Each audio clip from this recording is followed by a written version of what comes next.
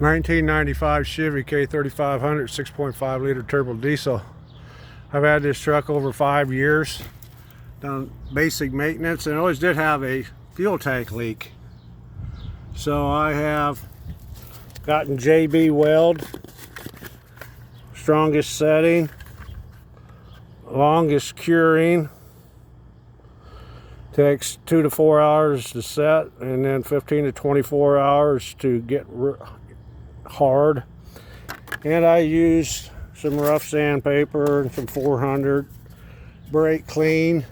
Guess my worst option is going to be I'm going to have to spend probably between 200 and 300 and get a new tank.